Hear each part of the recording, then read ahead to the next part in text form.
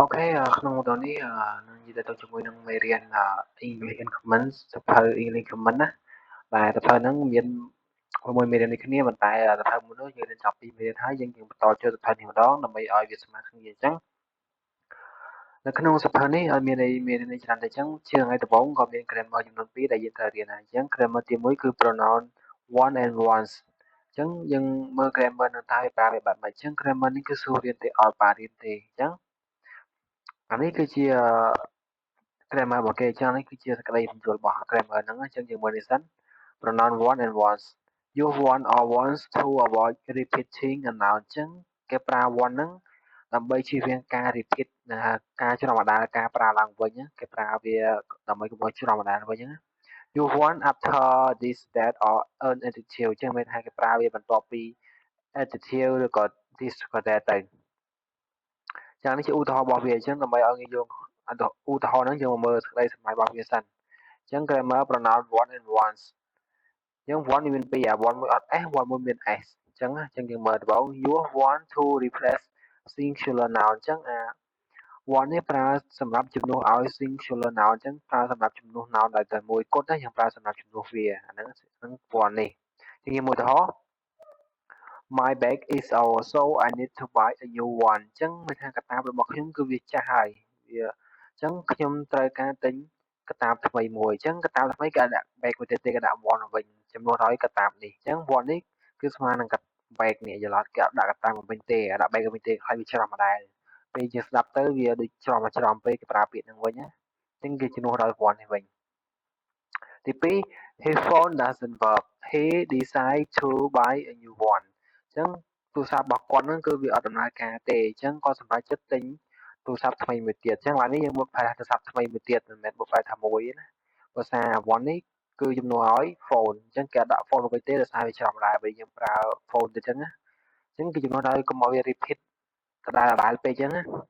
អញ្ចឹងទី2 use wants to replace plural noun អញ្ចឹង one នេះគឺមាន s អញ្ចឹងមានថា one នេះប្រើសម្រាប់ plural noun មានថានាមទី2ឡើងទៅគេប្រើ one នេះហើយខ្ញុំមើលឧទាហរណ៍ My glasses are broken I am going to buy a new ones អញ្ចឹងវ៉ែនតារបស់ខ្ញុំហ្នឹងគឺវាបានបាក់បាត់ទៅហើយអញ្ចឹងខ្ញុំនឹងទៅទិញវ៉ែនតាថ្មីមួយទៀតអញ្ចឹងពេលថា one នេះគឺជំនួសដោយ glasses នេះដោយសារវ៉ែនតានេះ2ផ្នែកវាមាន2គេប្រើ2អញ្ចឹង one ជំនួសដោយវ៉ែនតាអញ្ចឹងគេដាក់វ៉ែនតាវិញទេក៏ឲ្យវាច្រឡំដែរទៅអញ្ចឹងគេជំនួសបែបហ្នឹងទី2 her cars aren't pretty she want to sell ones អញ្ចឹងឡានរបស់នាងហ្នឹងគឺវាអត់ស្អាតទេហ្នឹងអានេះឡានច្រើនអញ្ចឹងនាងសម្រេចចិត្តនាងចង់លក់វាចេញលក់ឡានទាំងអស់ហ្នឹងចេញអញ្ចឹងអត់អញ្ចឹង one នេះគឺតំណាងឲ្យ car ឡានដែលច្រើននេះអញ្ចឹងអាហ្នឹងគឺមានបាក់យកទេអញ្ចឹងឧទាហរណ៍ដូចគ្នានេះ Do you want the black pen or the blue ones អញ្ចឹងមានថាប៊ិចនេះតើអ្នកត្រូវការប៊ិចពណ៌ខ្មៅឬក៏ប៊ិចពណ៌ក៏ពណ៌ blue ពណ៌ខៀវ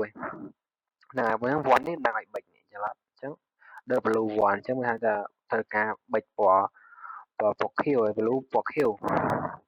ចឹងដូចគ្នាដែរនេះ use one ហ្នឹងសម្រាប់ដូចគ្នាយកនេះមកទេ Did you buy the brown shoe or the black one អញ្ចឹងមានថា shoe នេះគឺស្មើនឹង one អញ្ចឹងថាអ្នកចង់ទិញshoe ក្នុងជើងពណ៌ brown នឹងអត់ឬក៏ black one អញ្ចឹងshoe នេះone តំណាងឲ្យ shoe ដូចគ្នាទេ buy the black one នេះគឺតំណាងឲ្យ shoe អញ្ចឹងទៅជាមួយនឹងpossessive adjective possessive pronoun នេះមិនធ្លាប់វីដេអូឲ្យមើលវិញអាហ្នឹងចាំមើលវីដេអូអញ្ចឹងវាមានស្អីគេខ្លះនៅក្នុងហ្នឹងអញ្ចឹងយើងត្រូវចេះសិនណា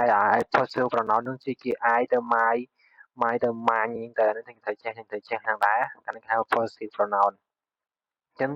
vocab មានចំនួនប្រហែលដែរ vocab អញ្ចឹងយើងត្រូវមើល vocab ថាដូចជា host family មាន warm មាន ten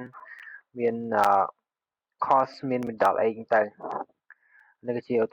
vocab អញ្ចឹងវាមានប៉ុណ្ណឹង vocab ហ្នឹងអត់មានបាក់យល់ទេ vocab នេះបកប្រែឲ្យហើយអូខេបាយបាយ